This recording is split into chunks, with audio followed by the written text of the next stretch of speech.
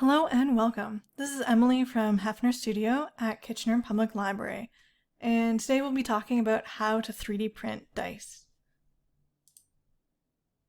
At Hefner Studio, we have the 3D printer called the Ultimaker 2 Plus. And with that printer, the software we use is called Cura, and that's how we prepare the object for printing.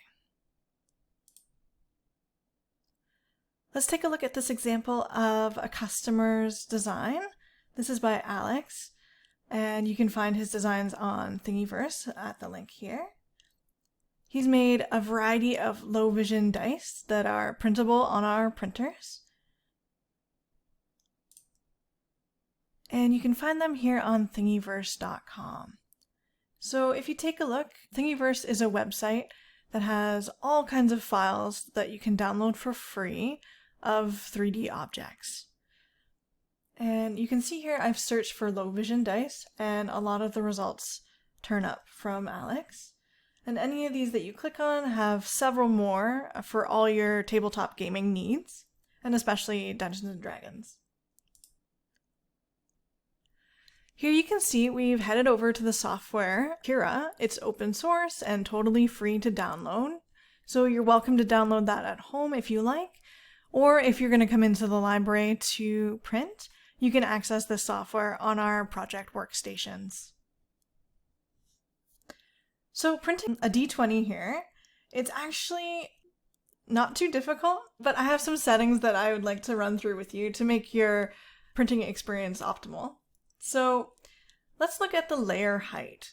So that just means how high each slice of each layer that it builds up, how high that is in millimeters. So here I've suggested 0.25.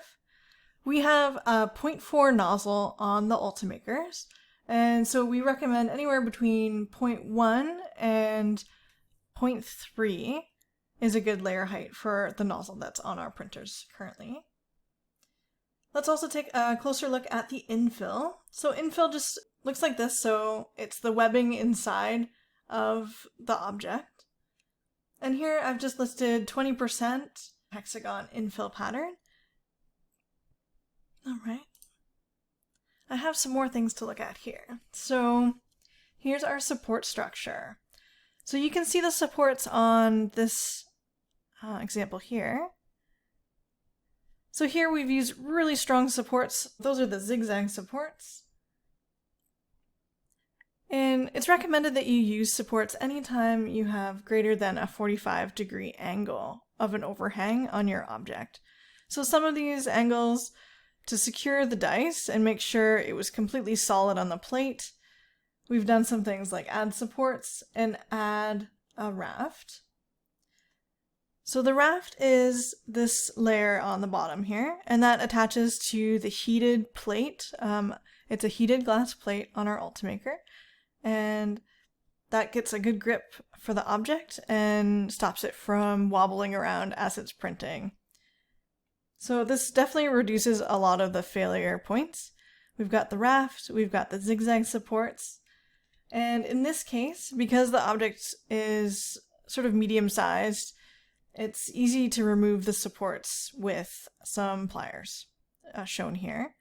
And I think I did experience, I had a little bit of a rough spot on the bottom next to the raft, but that was easily taken care of with some sandpaper. Awesome. So, moving on. Let's just review that. So, when you're going to go to print a dice, if it's the D20 style with lots of overhangs, we recommend supports. We recommend some base adhesion, so either a brim or a raft. A raft basically prints a whole layer under the object. A brim prints a layer around the object.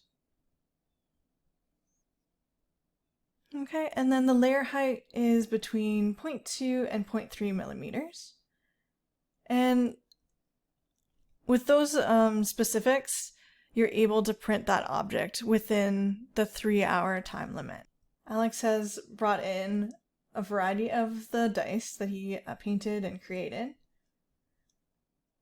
And you can see there can be lots of post-production work on them, such as painting and sanding, removing supports, all that kind of thing. And most of all, just remember to test out your prints, try it out, and test again until you get the results that you're after. So I hope you'll check us out at Hefner Studio at Kitchener Public Library at 85 Queen Street North. You can print for free once per day, and if you'd like some more details, give us a call or visit our website. Thanks for watching.